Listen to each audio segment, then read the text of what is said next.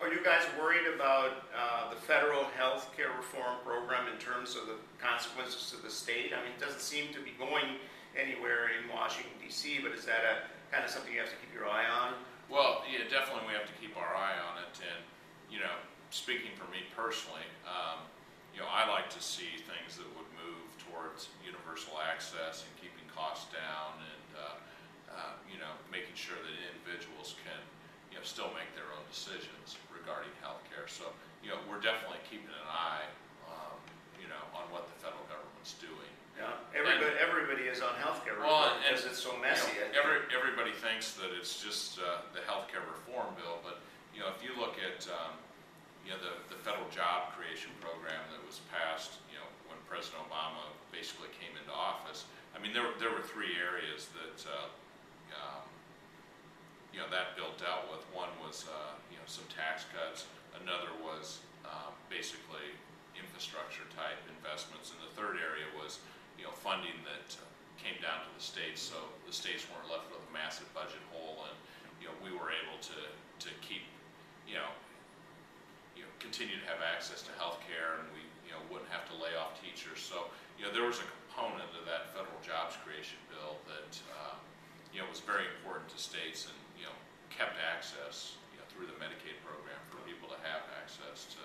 But there's not much of that money left at the national level, I think, although Obama is talking about some more stimulus money. When that stops flowing, then the state has a whole different problem, doesn't it? Different outlook. Yeah. The current budget that we're working on is the fiscal year 2011 budget. Last year we worked on the fiscal year 2010 budget, and you know, a lot of the money that came from the federal jobs creation program, you know, we were pretty judicious with that money. You know, we tried to you know, make sure that we weren't building that into our future revenues, that we would become dependent on that. But you know, we did spend a good portion of it. We do have some of it left, but you know, we're in better shape than most states, because some states, you know, spent their entire allotment, you know, right away. So you know, we have, you know, a little stimulus money left, or job creation money left, you know, to help fill some holes in our 2011 budget.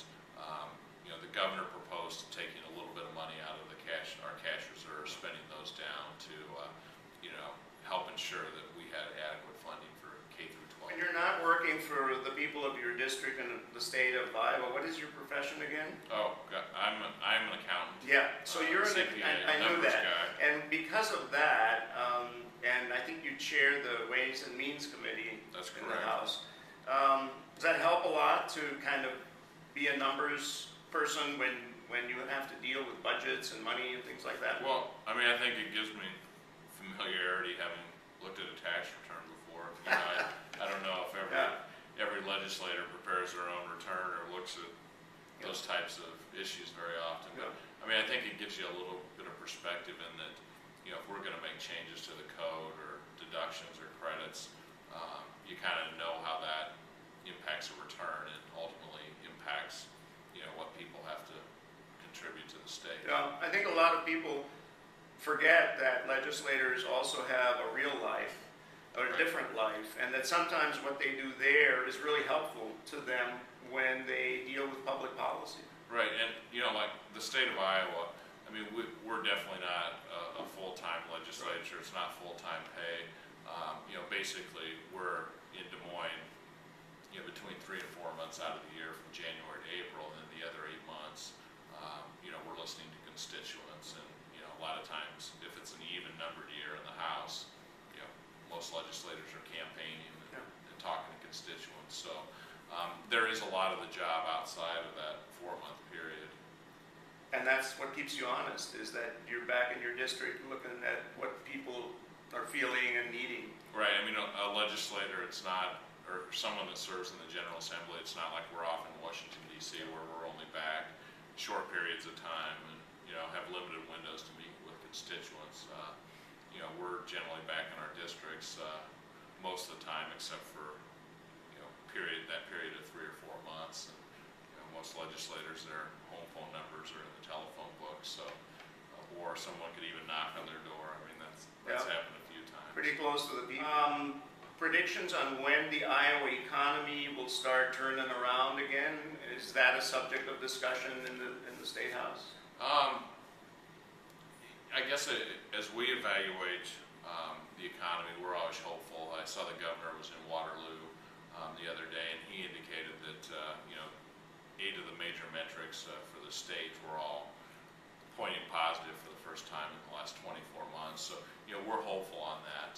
But as the state looks at its budgeting process, for example, 3 years ago, our general fund spending was approximately $5.8 billion, and we can only spend a certain portion of the money the state takes in. So a lot of that's predetermined.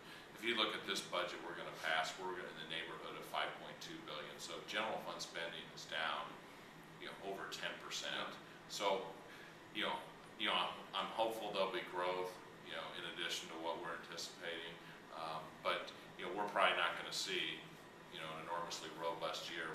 Our budget's probably not going to grow 600,000 over a couple of years. It's probably a case where we might, see minimal growth or maybe 1 or 2% of growth in our state spending.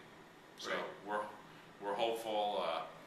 Some metrics are pointing in the right direction, and we're trying to do things to create jobs and have those arrows keep pointing in the right direction.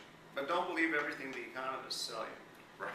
The economists have mathematical models, and they always have something in there that they can say, well, this part of the model didn't work very well. I know that these problems kind of caught us by surprise. We had, economists looking at revenue projections, and I think they normally are pretty good, but in the last year or two, they suddenly found themselves playing catch up. And one item, I think things, we have this short-term bump in the road in the state of Iowa, and one thing we've done as a state, I think we have a brighter future than maybe some of the other states because of our investment in, for example, like renewables. Yeah.